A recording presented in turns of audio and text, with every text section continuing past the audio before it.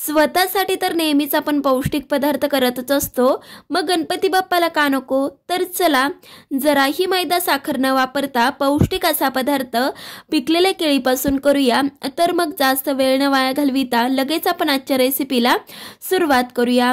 तर सगळ्यात आधी इथं काय केलं, 2 पिकलेल्या केळी घेतल्या. केळी जितक्या जास्त पिकलेल्या असतील तितकं चांगलंच आहे. काय होतं, मस्त असा स्वाद पदार्थामध्ये उतरतो. सध्यासाठी आपण ह्या केळी बाजूला ठेवूया. ज्यावेळेस आपल्याला केळी लागणार आहे त्यावेळेस सोलून आपण लगेचच वापरू शकतो. आता इथं कढईमध्ये 1 वाटी गव्हाचं पीठ घ्यायचं. तर वाटीमध्ये पीठ भरताना हलक्या हाताने दाबून भरायचं आणि चाळून सुद्धा घेतलं होतं. जेवढं आपण पीठ घेतलं त्याच्या निम्म म्हणजे अर्धा वाटी बारीक रवा घ्यायचा. आधी तर आपल्याला तसंच भाजून घ्यायचंय. जर का आपण ह्यामध्ये तूप घालून भाजून घेतलं तर एकतर काय होतं, पिठाच्या गाठी तयार होतात. त्यामुळे आधी आपल्याला असंच भाजून घ्यायचंय. तर इथं पाहू शकताय एकूण 5 ते 7 मिनिटातच व्यवस्थित पीठ भाजल्या गेलं. आता ह्यामध्ये ज्या वाटीने आपण पीठ मोजलं, बाकीचं साहित्य घेतलं, त्याच वाटीने बरोबर पाव वाटी इथं आपल्याला तूप घ्यायचंय. घरातली कुठलीही 1 वाटी सेट करा, म्हणजे काय होतं, साहित्याचं प्रमाण बरोबर घेता येतं. तूप घातल्यावरती आता सुद्धा मंद आचेवरती छान असा रंग बदलेपर्यंत, खमंग वास येईपर्यंत भाजून घ्यायचं. एकसारखं हलवतच आपल्याला पीठ भाजून घ्यायचंय. जर का आपण तसंच राहू दिलं तर कढईला चिटकू शकतं. तर इथं पाहू शकताय एकूण तूप घातल्यानंतर 10 ते 15 मिनिटं व्यवस्थित हे पीठ भाजून घेतलं. आता ह्यामध्ये आवडीनुसार बदामाचे तुकडे घालायचे आणि ज्या आपण केळी घेतल्या होत्या त्या सोलून ह्यामध्ये घातल्या. काप वगैरे करून घ्यायची गरज नाहीये. जसजशी उष्णता लागते तसतशी केळी पिठामध्ये चांगली अशी एकजीव होते. तर इथं पाहू शकताय केळी घातल्यावर अशा पद्धतीने चमच्याने छान अशी स्मॅश करून घ्यायची. तर इथं तुम्हाला दिसत असेल व्यवस्थित केळी स्मॅश करून झाली. आता मात्र किमान 5 ते 7 मिनिटं तरी हे मिश्रण आपल्याला परतवून घ्यायचंय. त्यामुळे एकतर काय होतं, जी आपण ह्यामध्ये केळी वापरली आहे त्यामुळे पदार्थ तर लवकर खराब होत नाही आणि सगळ्यात महत्त्वाचं, पदार्थामध्ये केळीचा स्वाद चांगला असा उतरतो.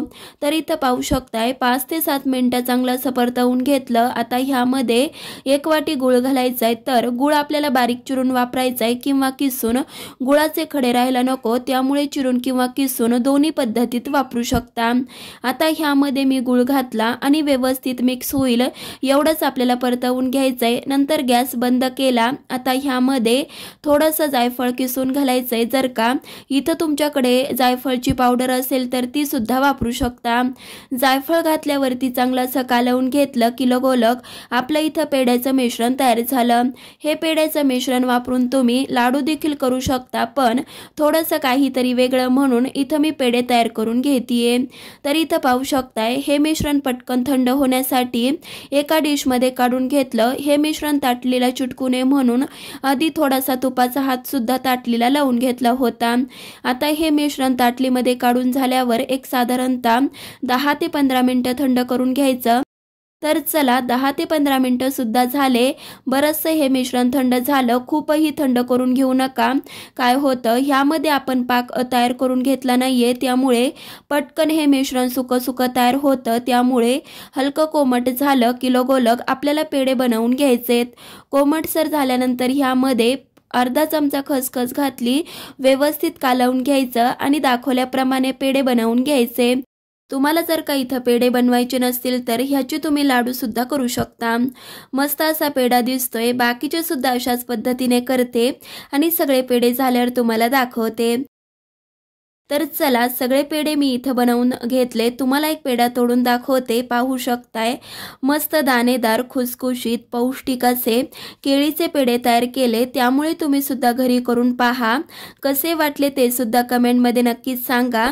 अजूनही चॅनलला सबस्क्राईब केलं नसेल तर नक्की सबस्क्राईब करा.